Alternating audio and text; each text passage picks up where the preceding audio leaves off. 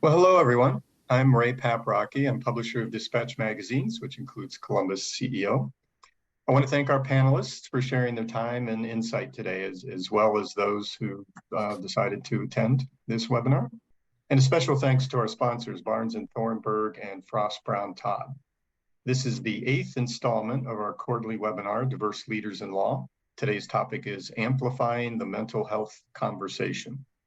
As you know, those in the legal profession endure long hours, high expectations, and tough competition. It's no surprise mental health is a concern. But before we begin, I'd like to introduce Noelle Shepard from one of our sponsors, Frost Brown Todd. Thanks, Ray. I just wanted to thank everyone for participating today. I know this is a really hot topic right now, given what's happened in the last few years in our world. For those of you who have participated in the past, one of the things I like to try to do is give you an idea of some of the things that our firm's been doing that's relevant to the topic, but I think Frank Carson is going to address more of that today. So I just have a question for you. So one of the things our firm has been considering doing and hasn't yet is contracting with a mental health app that sort of boosts some of the services that we've already provide. So if anyone out there has participated or had any experience with that app, please contact me because we're sort of evaluating it as a firm. So let me know if you have any experience with it. Back to you, Ray. Thank you. Sure, thanks, Noelle. And now for our moderator, Jocelyn M. Armstrong, Director of Inclusion and Outreach at the Ohio State Bar Association. Thank you so much, Ray. I am so glad to be here with the panel today and to see all of our friends in the room. I will tell you a couple of things that you can try to make this experience more helpful for you. If you want to change your view so that you get the speaker view so that the person speaking is highlighted, you can do that. I also encourage you to mute yourself unless you're one of the panelists or unless you have a question for us once we get to the question and answer time. With that being said, I will go ahead and introduce our panel. We have a combination of attorneys and mental health professionals who we're going to have a great conversation with. They are a wonderful group of people that I have come to know or have known for a very long time. And so we'll start with Frank Carson, who's a partner at Frost Brown Todd. We also have Lindsay Karras-Stencil, who is a partner and the Columbus co-chair of Diversity, Equity, and Inclusion Initiative at Thompson-Hein. Shantae Meadows, who is an MSW, LISW, and founder of the Meadows Counseling Group, and Shalini Goyal, who's an associate with Jones Day. And Shalini is also the treasurer of the Asian Pacific American Bar Association of Central Ohio. We want to make sure we spend time on the conversation. So if you want to know more about like where they went to school and all the wonderful things that they work on a daily basis, I encourage you to visit their firm websites, their practice websites, or look them up on LinkedIn.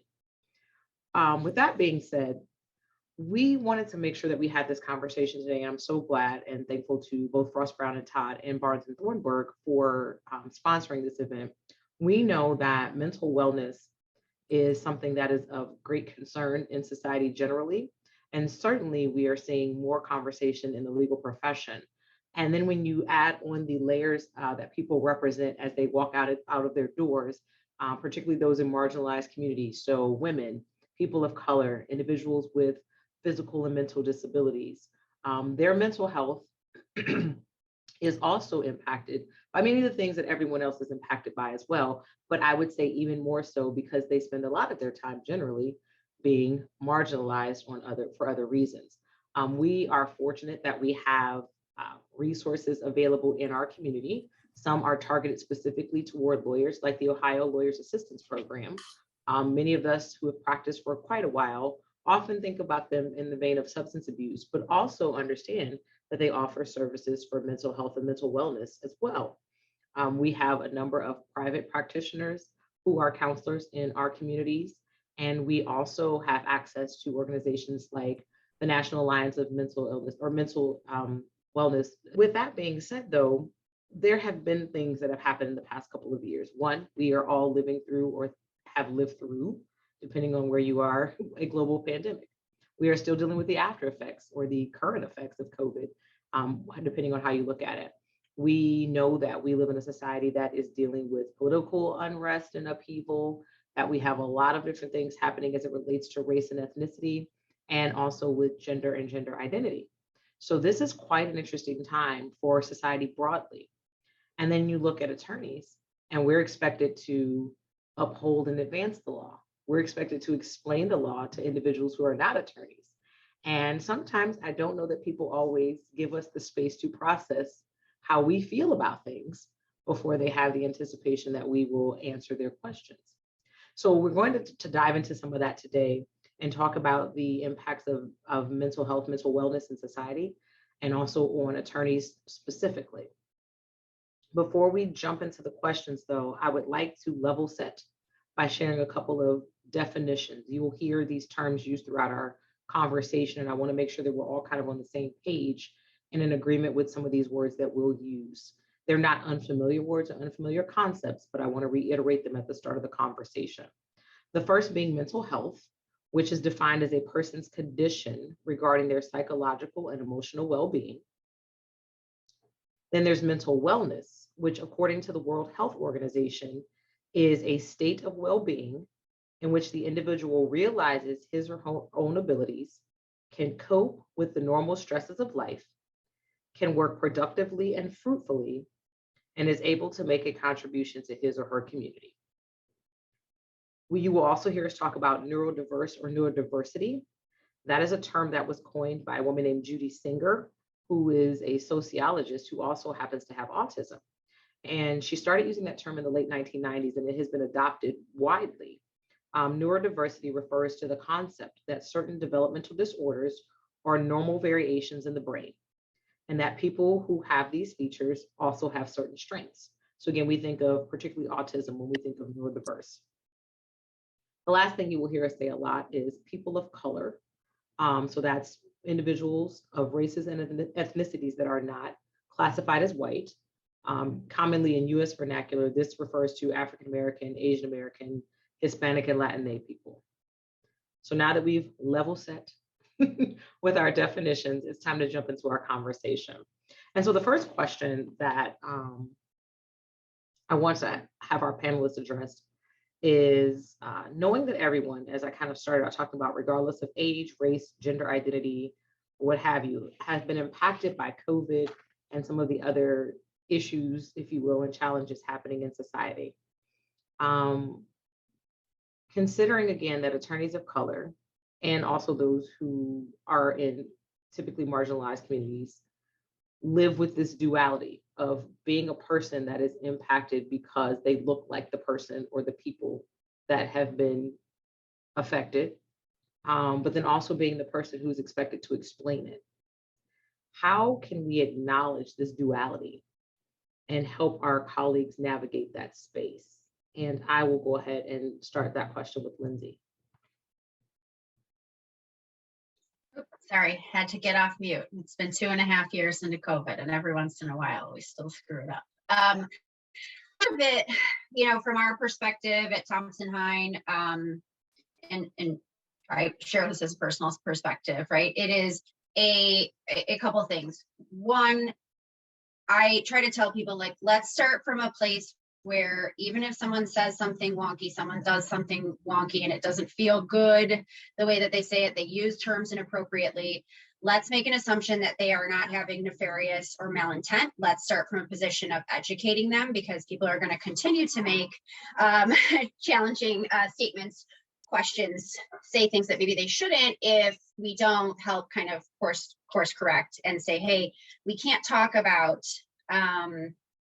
be it race or mental wellness, mental health, and talk about it in the terms that you just used. We pull those people aside privately and we say, hey, like, this is how that came across. These are the things that we can do to improve on that. And these are the ways that maybe we should think about expressing that in the future. We know you weren't trying to be, negative about it, or you didn't have a malintent, but that's sort of how we try to express it. Next piece of it is a willingness to listen and an openness to listen. I think a lot of people just make assumptions because we all are the protagonist of our own tale, right? And so we think that, well, because I'm experiencing this, or this is how it feels to me, this is naturally what other people should be thinking. And if they're not thinking that way, well, shame on them. And sometimes that's true, but sometimes we have to open up our eyes in our world to see, like, how are other people looking at something so that we can better find a ground on which we can communicate about it and march forward together instead of being divisive about it. So Shalina, share your thoughts with us about how we can acknowledge the duality, particularly as a person of color, that our colleagues are dealing with, and how we can help them navigate that space. Yeah, I guess so. In thinking about this question and today, I think it is always, nice and appreciated to check in on folks.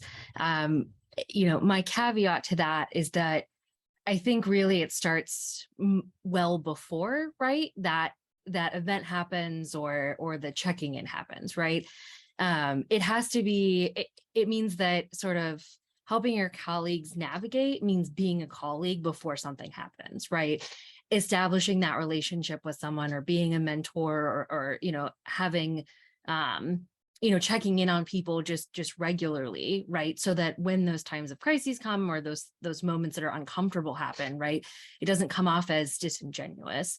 And even if it is maybe the first time, right, I think to sort of what Lindsay said is, I think, right, if you are checking in, make sure that, are you checking in because you want to check in and it makes you feel good? Or are you checking in because you've noticed something, or, you want to ask, and if you're catching that person in a moment that maybe is difficult for them, right?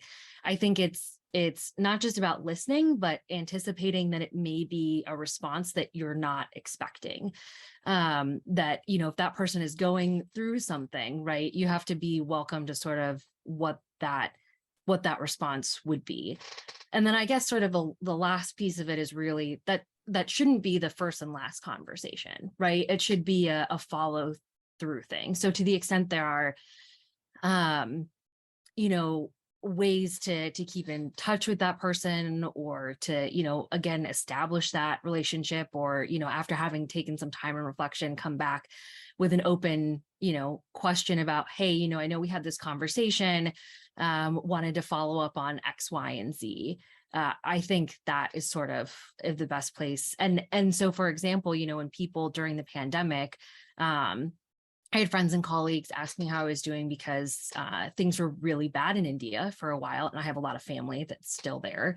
And so, it was meaningful when then people would ask me specifically, right, hey, I saw that this was happening in the news. I know that you have family there. How are you doing?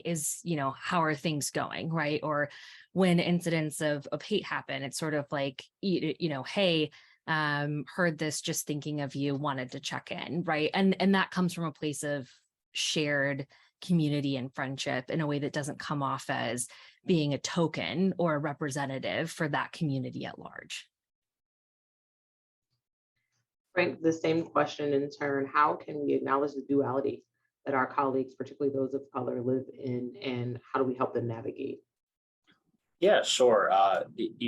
To kind of follow up on what everybody else said, I think it really is about being a good listener and listening before you speak.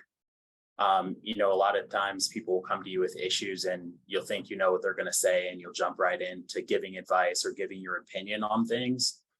And I think if you just take a step back and actually listen to what people have to say, it goes a long way, because a lot of times people just want someone to listen to them. They just want to vent. They just want to get stuff off their chest, and they don't necessarily need you to over explain everything or provide your own personal opinions on everything.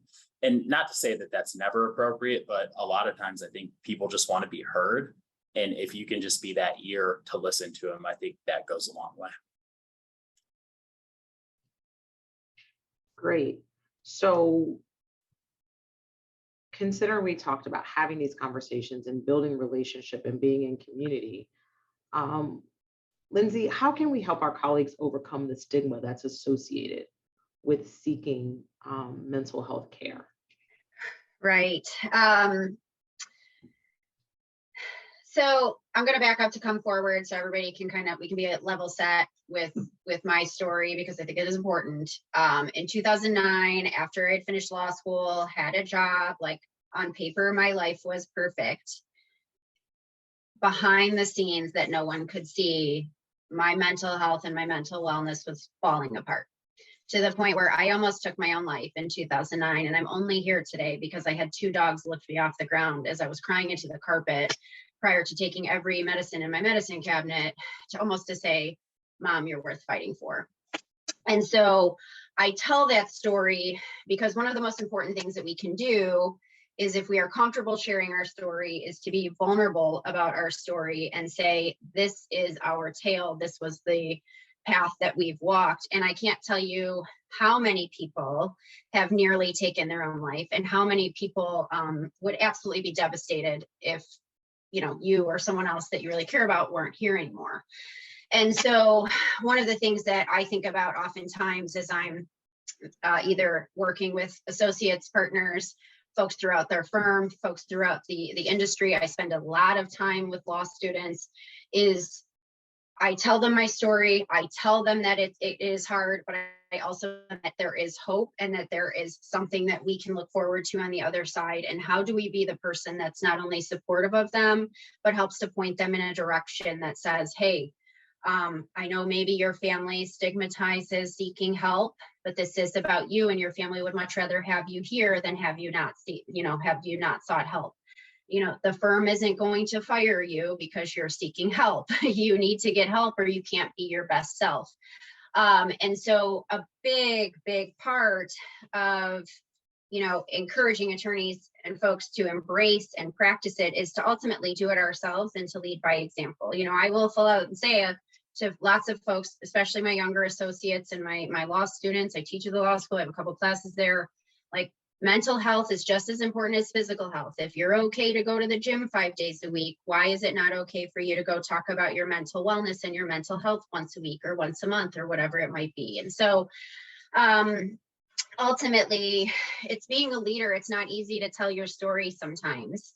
But once people hear that, oh my gosh, someone who seemingly has it together really didn't have it together, and it's okay that I don't feel like I have it together, it starts a whole new conversation that allows everyone to be more open and honest about something that for hundreds of years we've been told it's not okay to talk about. And Shantae, kind of pivoting in your direction as the mental health professional in the room, and as someone who sees a lot of different types of clients, thinking about attorneys and those who have similarly situated professions, why is it so important for us to take care of our mental health proactively? Oh, several different reasons. I think one of the first is just kind of where you started with the duality of both personal and professional. And because you are constantly, as a person of color, walking in that duality, one, there's already some cultural norms there that say there's some things that, hey, life is probably throwing you some stuff just based on some of those intersecting life events that you should have probably already talked to someone about. Also, culturally, the stigma is there. And there's so much that often has been not talked about just based on cultural norms and stigma of people of color. And then when you start to put on the job, the professional parts of being an attorney, and kind of like Lindsay was saying, you are the leader, you've made it, you're high functioning. And we do know those in high functioning careers, right? You've had to grind somewhere in there. So somewhere in there, your mental health and you weren't putting you first. And when you put all of that, when we started talking about intersectionality, well, intersectionality, a part of that is even your profession, your career, all the parts that you bring to the table. And so in that is your mental health. And so when you're looking at attorneys of color, you have the cultural norms that are there. You're trying to navigate that, probably not only just from your here and now, but also probably some childhood stuff, thing that's happened in the world. Then you also have this profession, truthfully, that may not always have worked on in your favor, and you're trying to process and figure out. So I think it's trying to get to those places of acknowledging,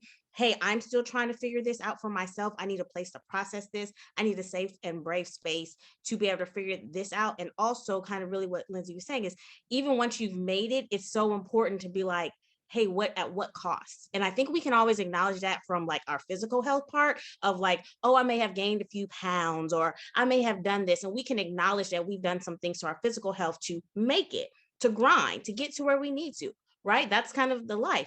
but also, did you acknowledge your mental health in that? Did you acknowledge? And like I said, there's very much that intersectional piece of there's professional parts of this and there's very much personal parts that you talked about, and it all shows up. And so it's so important for attorneys of color to really have processed through even how you fit into the whole system of it all.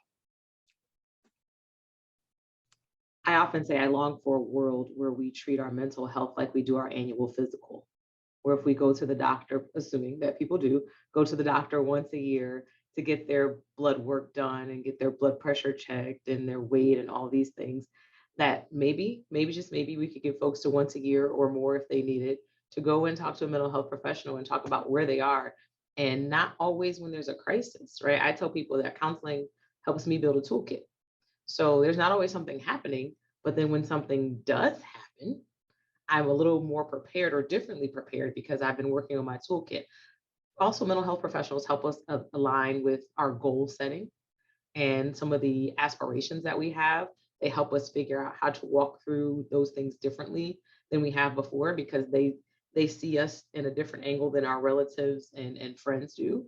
And so they can also help us build our careers if that's something that we're interested in, or build in other areas of our life, because they can help us more intentionally set our goals. So that's something that I wanted to offer to the group. Think of it as preventative care and preventative maintenance. Can I add to that, Jocelyn? It is holistic. And when you're holistic, you think of now your financial health, right? It's all the parts of your spiritual health. Well, don't forget mental health is in there too. Emotional and mental health. I think when we talk, we're really in a world of holistic health, and don't forget, and some of that is even to figure out your career. How am I doing? What days do I function best? What days am I a little more anxious? Do I notice my morning, I can rock it out and I'm so productive, and my nights, I may be sluggish, or vice versa. But just even having the insight to self, to know when is the best time for you to show up in your career, or when's the best time to deal with a certain situation or not deal with a certain situation. I tell people, hey, you haven't eaten lunch because you've been grinding all day and that you've had a lot of coffee to keep you going. I'm going to go ahead and tell you, anxiety is probably already there. You've just put caffeine on top of anxiety. So guess what? Whoever's getting that 1 o'clock call, your patience is not always the best.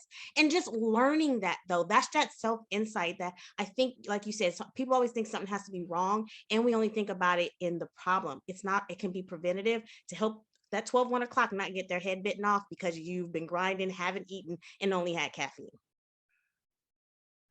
Pausing really quickly before going to the next question, I want to make sure, one, thank you, Shantae, for that. Two, I want to make sure that we acknowledge the folks in the chat box because they are contributing to the conversation. So thank you, Tanika. I believe your comment was in reference to Lindsay's share earlier about what she had dealt with and how she is now being more vulnerable because of that. And Sally commented that they actually offered suicide prevention training through a virtual meeting, and it was very well received by her team of colleagues. So thank you both for contributing to the conversation. Shalini, want to turn to you for a second. And we talked about in the introduction that you are the treasurer of APABCO, which is an affinity bar of attorneys who are of Asian American Pacific Islander descent. And understanding that at the same time we were dealing with a pandemic, at the same time we were dealing with racial unrest in the African American community, there were also some things happening that were impacting our friends and colleagues who are a part of the AAPI community. There were some things happening both here and abroad that were, in my estimation, quite frightening and a little bit overwhelming. How does being in community, so being alongside with and sitting with other folks who share similar identities to yours, help with processing some of the societal events that impact you? Yeah, so I think, as far as APABCO goes, I think this last really 2 years has been, there have been a lot more conversations about it, right? And that's not to say that, the folks that you work with aren't open to those conversations. In fact, there are a number of attorneys I work with that are on the call, and that has been a wonderful way, to build community. And but I think what's so special about having some of these affinity bars in the Columbus area is that it is a way to sort of have that conversation among folks where you are sort of feeling that those emotions and that shared space. And so, from an advocacy standpoint, right, I think for a lot of us, it's sort of, as attorneys, it's kind of like, well, what can we do? What's the call to action? And so I think not only is it just a place to talk about what's been happening in a way that's shared, but also to sort of be among a group of people that's interested in doing something about it as well. And so, we've been able to sort of channel a lot of those emotions and doing advocacy events. Some of our members have gotten very involved in the legislature and advocating for certain pro AAPIA or AAPI legislation. Others, we've held, reenactments of trials. In particular, we recently just did a reenactment of the murder of Vincent, the trial of Vincent Ginn, which was centered around the murder trial for the two men that attacked him in Detroit, and that's coming up on the 40th anniversary of that event. And so that's something we wanted to do. And so it was, a dramatic reenactment. A number of us have participated, and it was a way to sort of, again, to identify with those emotions and feelings, and also sort of share that with the broader community.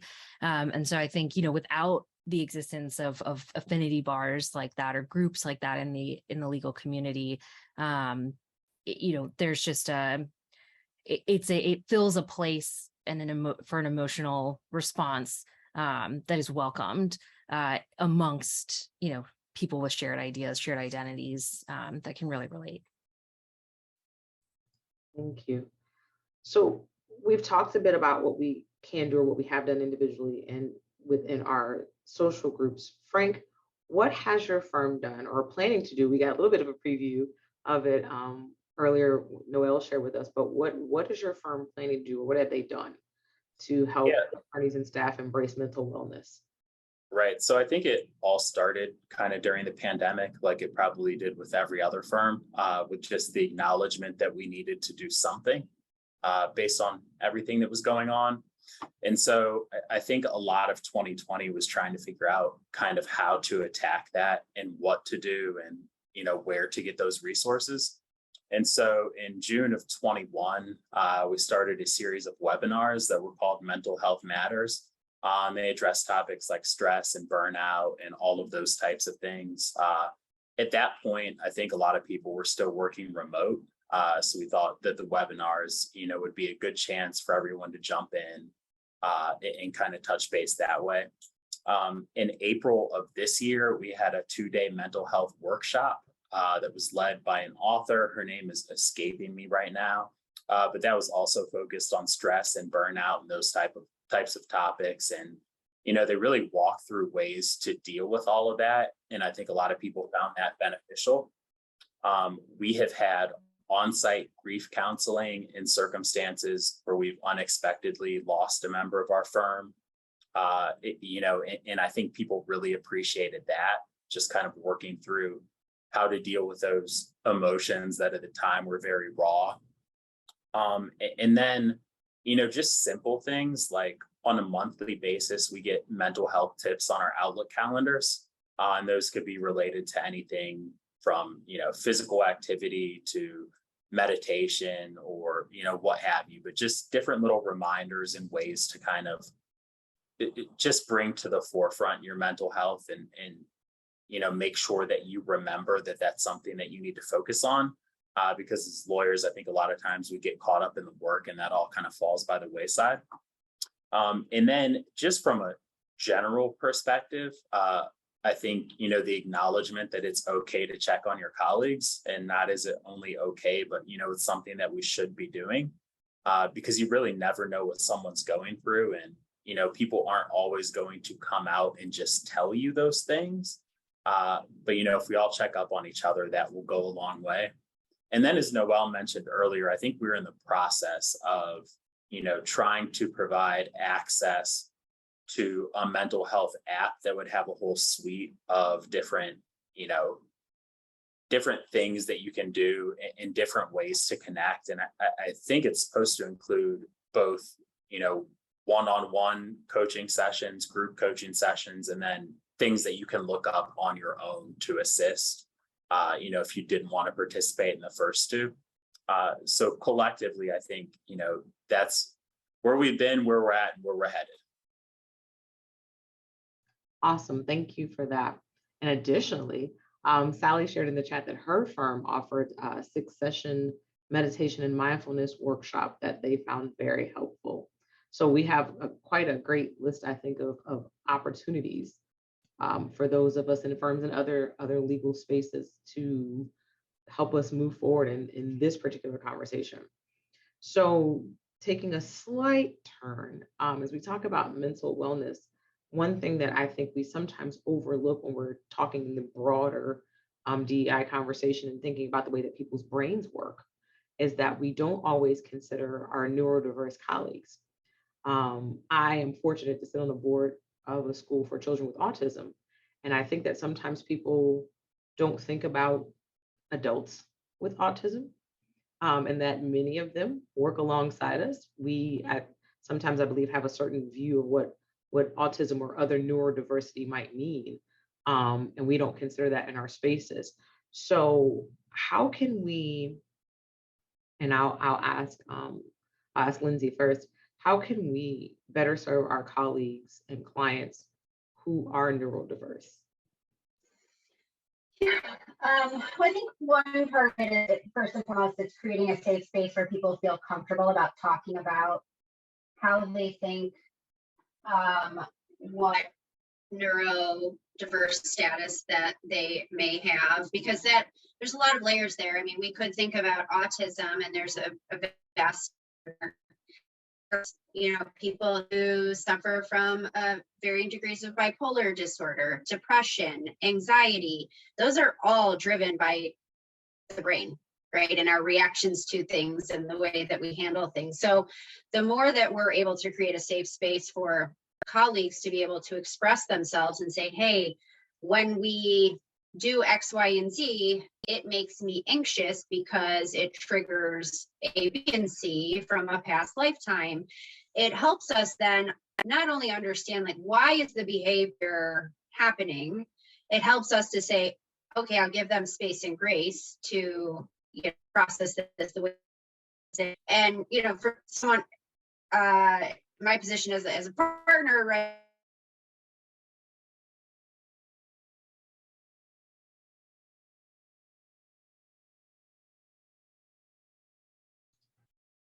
I think we might have lost Lindsay, so I'm going to pivot to Shantae because she was next. To receive the information better, but we are also able to receive the way that they're communicating better. And hopefully I didn't break up too much. I know my connection was a little unstable there, but so I think the biggest part is really being open and communicative about it so that you can say, well, how's the best way for me to ask you a question or present information to you? How do you learn best? How do you intake information best? How do you expect to flow that information back out through?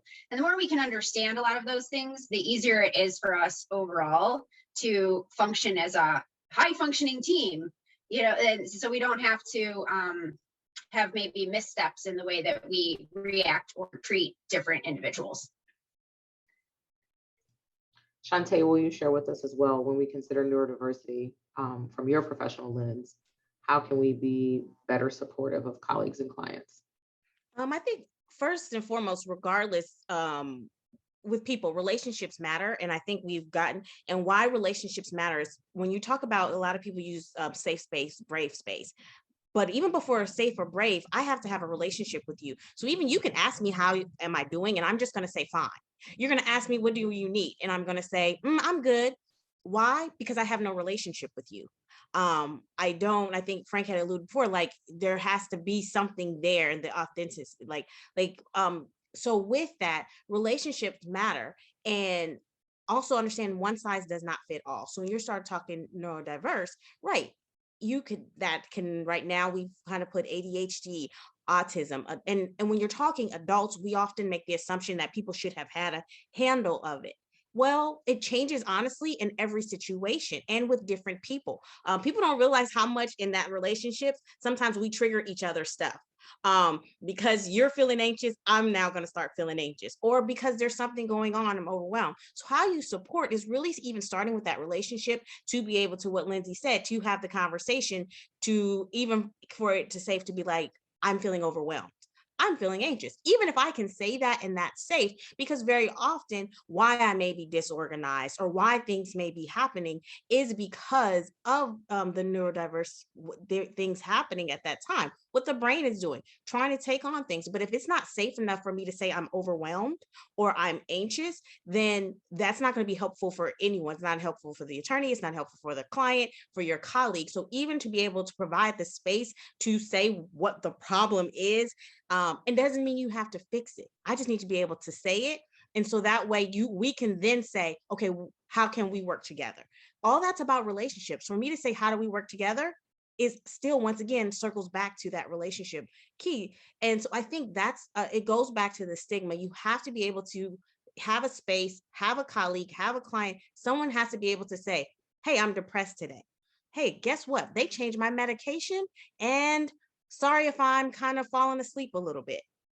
There has to be those spaces for people to say, or simply say, hey, I have a processing disorder, so I promise I'm listening to you, but I just need a second longer to process it. I just need to be able to have the space to say those things, because sometimes there's nothing for you to do other than what Frank said, listen, let me be able to say, hey, I have a processing disorder, so can you talk a little slower for me? Hey, I get anxious because of this. I just need you to put it in writing. If you can provide the relationship and the space for people to do that, and that's how we do it. And that's whether you're working with a colleague, a client, even just people have to be able to have that relationship to be able to feel I can say these things without being judged, without having a punitive, some kind of consequence, because I said I'm overwhelmed, I'm stressed, I have a processing disorder. I need to know that I can say these things, because often that's what's with the neurodiverse community. When people have said autism, it then becomes like, oh, well, these are how autism shows up. Not always. It doesn't look the same for every single person. Anxiety doesn't look the same for every person. ADD, ADHD doesn't look the same. So they have to be able to have the space to be able to say what the issue is for them, and also maybe what they need. It's not a one size fit all, and make sure the relationship is there and the space is there for them to be able to say that. And that's for anybody. So what I'm hearing Shantae say is that as attorneys who are used to dealing in facts and trying to find things out and analyzing, we can use some of that training in our interactions with people. We have to be as curious as we usually are with finding solutions for clients. We have to ask the questions and build the relationships and have sometimes difficult conversations and make space for people to share things that are sometimes challenging. I do not want to miss the opportunity, because we have folks in the room. I don't want to miss the opportunity to open up for questions. So you can either come off mute and ask your question. I ask that if you come off mute that you also turn on your camera so we can see you ask your question, or if it is more comfortable for you to pose your question in the chat box, that is available to you as well. So I'll pause for just a second here. This is Tanika. I have a question, and I apologize, I'm in the car. But my question is, what do you do when, this may or may not be about me, okay? What if, as a person of color, you do not feel comfortable disclosing your diagnoses because you're already going to be perceived a certain way, and you don't want to add to that perception a diagnosis? Because I have seen, you may or may not have seen people say things like, oh, she has anxiety, that's why she's like that today, or she might be off her medication, and you don't want to be seen in that way. So what do you do when you're not even comfortable sharing your diagnosis, but you're trying to work within a team of people? Any suggestions about that? I'm looking at Shantae, so she should be coming off mute now. I got you. Yes.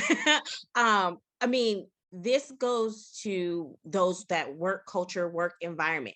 You all, we're seeing that changing over these last couple of years. I hope we're not in the same spot that we are in 2019 as we are 22. Like, things should be different. We should be progressing.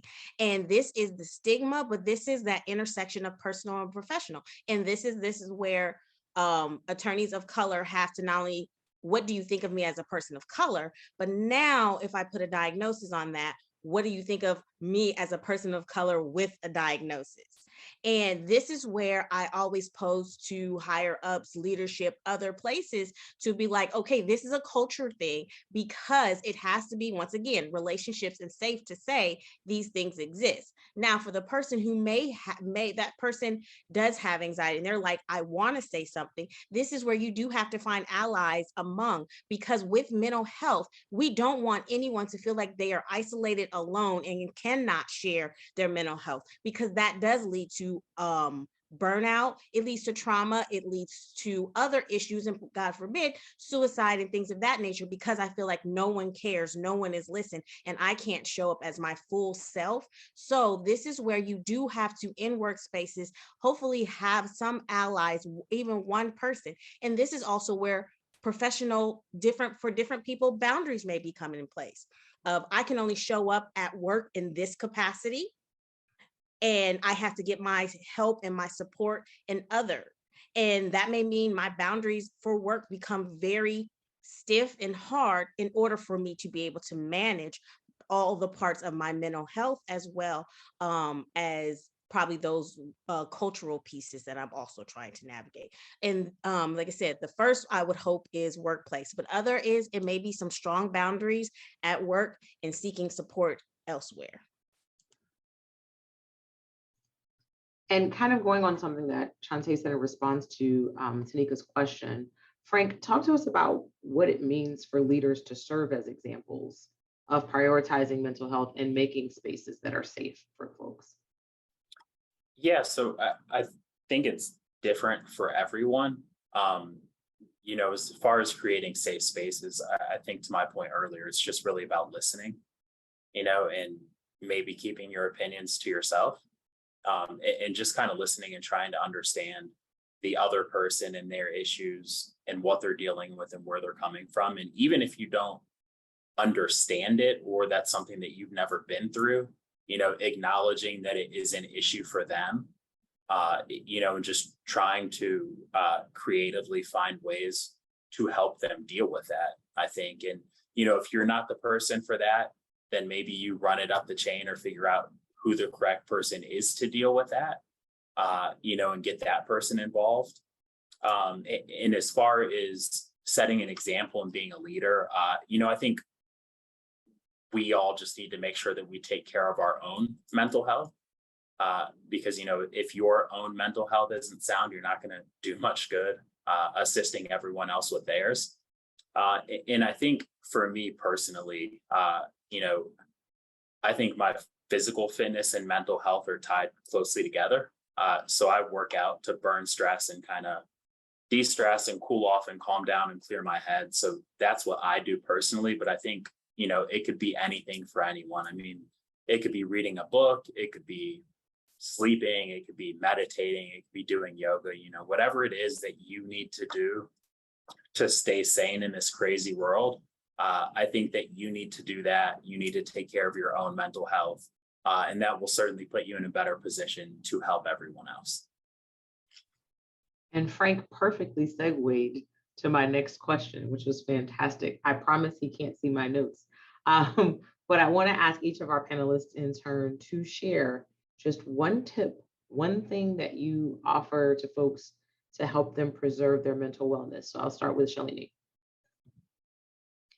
Yeah, so I think, in times where I have, struggled either with anxiety or where I want, the direction of my life or career to go, I sort of fall back to something my dad told me. And growing up, my dad coming from very strict Indian background, right?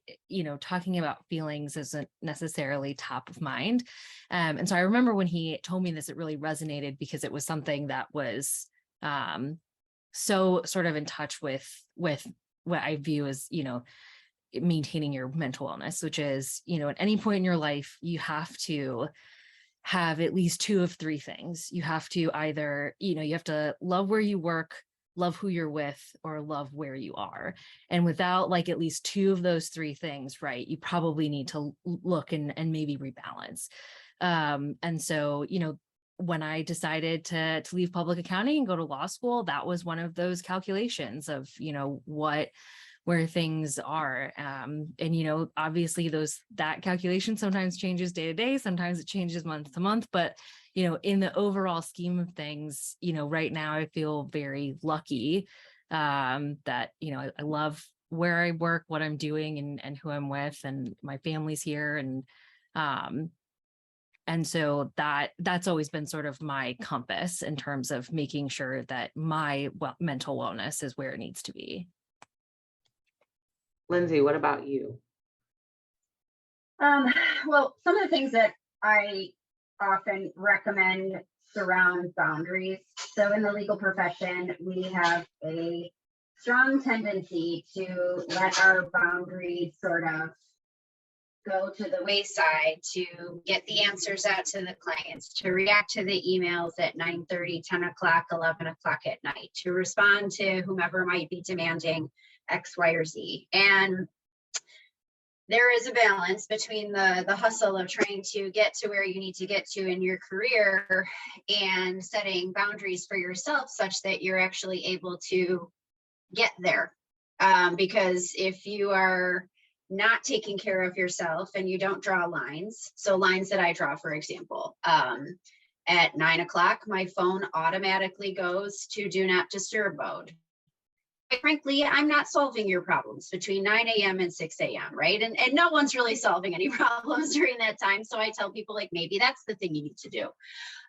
You know, in terms of additional boundaries, we often think about too, hey, if we're finding our anxiety is shooting through the roof, us trying to be tough and put our head down and push through it maybe isn't the best thing for us to do. So maybe it's take a walk, maybe it's shut our computer down for a little while, maybe it's go grab, you know, a glass of water, go pet a dog, you know, but whatever that's going to be, ultimately we can't be our best self and we can't produce our best work product if one of our 4 table legs is broken. And those 4 table legs, I love that Shantae was talking about this, but it's mental health, physical health, spiritual health, and financial health. If one of the table legs is broken, our mental health, the whole rest of the table is wobbly. So we have to set boundaries that allow ourselves to be able to put forth our best selves so that we can put forth our best work product and ultimately be our, you know, the best thing that we can be it become a partner or run our own business or, you know, be the best partner that we can be in terms of our relationship life. But if we don't set some of those boundaries and you don't have those, it is really difficult, if not impossible in today's day and age, to manage their life. Thank you. Frank, you already shared exercise as one of your favorite things. Do you have another, or are we going to go with that one? I think I'll go with that one, unless work counts. Awesome. Awesome. And Shantae. I was going to say that the mental health professional is going to say no, it's not. I'm going to go ahead and say no, I'm not going to let that one count. As a mental health professional, I'm actually going to say therapy or coaching or something. And the reason I say that is I grew up in a place where it's not. What goes in the house stays in the house. You don't talk about those things. You don't talk about your feelings. You don't have feelings. And a lot of times we realize as adults, oh, well, I've grinded, I've got to those places. But that child still remembers those things that those adults and other people said to push things down.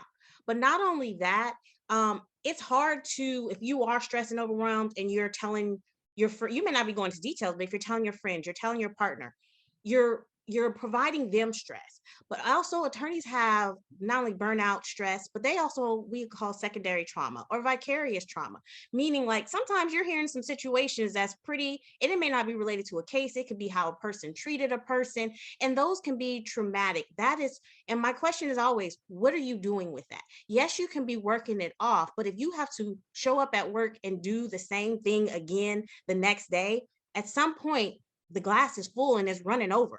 And once the glass starts running over because you really didn't do anything and you kept holding it, that's where depression shows up. That's where anxiety, that's where honestly, everybody's starting to get on your nerves. And here's what I tell people, if everybody around you is getting on your nerves, everybody, guess what? It's probably not everybody. It's probably not. It's probably time to go talk to someone and get some of that stuff off. Because if it's everybody, it's not them. And so therapy is the thing that I am actually going to 100% push for. And not because you need a diagnosis. And that's why I say coaching. It may not be about the diagnosis. It's really about finding you matter. You matter. Your emotions matter. And you deserve a little bit of time to just get it all off your chest. That's fine. Thank you. So we have one question in the chat, and I want to make sure we address that. Margaret asks about, or she mentions that providing empathetic leadership to associates and others during the past few years is emotionally exhausting to a leader. And are there any thoughts on how to hold or process while still being able to empathize and listen, and dealing with your own stressors too? So I'm happy to jump in here, although I'm not the licensed professional. So I classify myself as a hyper empathetic individual, meaning I internalize lots of people's emotions. So I have to, one of the things I think about is putting myself in sort of it sounds weird, but like a bubble. If anyone remembers Seinfeld and like there's bubble boy, well, I'm sort of bubble girl when it comes to keeping, other people's emotions theirs and my emotions mine. But that doesn't mean I'm not able to listen to them, to hear them out, to say, how can, I be helpful? What are you doing to solve this? So just because you're being empathetic doesn't mean you necessarily need to take on the problems of the world. And so there's that piece of it. And then the other piece of it is sometimes even when we try to not take on those problems, we still feel like we're taking on those problems. And one of the things you have to ask yourself is this mine? Because sometimes the answer is no, it's someone else's that you've brought home from work, or you've brought home from trial, or you've brought home from wherever. And you need to do your best to say, is this mine? And oftentimes that will be one of the things that pushes it back out of your system in a way. But I would definitely say, you just have to be able to say, okay, I'm willing and open to listen, but I don't need to take of this in to also be empathetic. Absolutely. Awesome. I feel like we have one question left to close. I'm going to pivot to Bill Nolan here, because as expected, the hour was going to fly by because we had a great room of people and a great number of conversations that could have even developed just from these few questions. So Bill? Yeah, no, thank you, Jocelyn. Thank you, everybody. And I think this is a subject we just don't talk about enough. And so appreciate everybody doing so openly. I'm going to share one link. This is not my question. Hopefully I'm not, violating the protocol here. But it's just a really interesting story. And some of you may have seen an article, I think in the Dispatch recently, about a law student at Moritz, really shaking things up here. So encourage you to read that, because I think it's great news. And it was, it's about 3 decades overdue. But the question I was going to ask, or half comment and then just welcome a thought or two, is mostly lawyers on the panel. We work with lots of people who are not lawyers, who have to put up with lawyers. Some of them may clock out at 5 in ways that we don't get to, and certainly that's a stressor for the lawyers. For the most part, not 100% are going to have fewer financial resources, which matters in multiple ways. And I look at our firm. I think we've got some, we've got some really good programs that are available to everybody. We've got one in particular in mind that I have in mind that is for timekeepers for lawyers and paralegals, which I think is a miss that will eventually get fixed. So just interested in any insights on are the issues the same? Are they different? Things your firm is doing in that regard. So just would love to hear a comment or two on that. And we'll go to Shalini because that one's kind of open. She looks like she's about to say something. I guess I just thinking, sorry, I was just trying to think and process a little bit. Yeah, I mean, I think so with respect to, and I just want to make sure I have your question right. Are you dividing between typekeepers and clients and like sort of what we keep in mind? I mean, when we call them legal professionals and business professionals, sure. which are if you're not woke, you call them non-lawyers, but I've been taught not to do that, which is a good thing, which is, do your firms, are the programs the same? Should they be the same? As I say, for us, partly yes, partly no. And do you see these as the same issues for everybody in your organizations or not?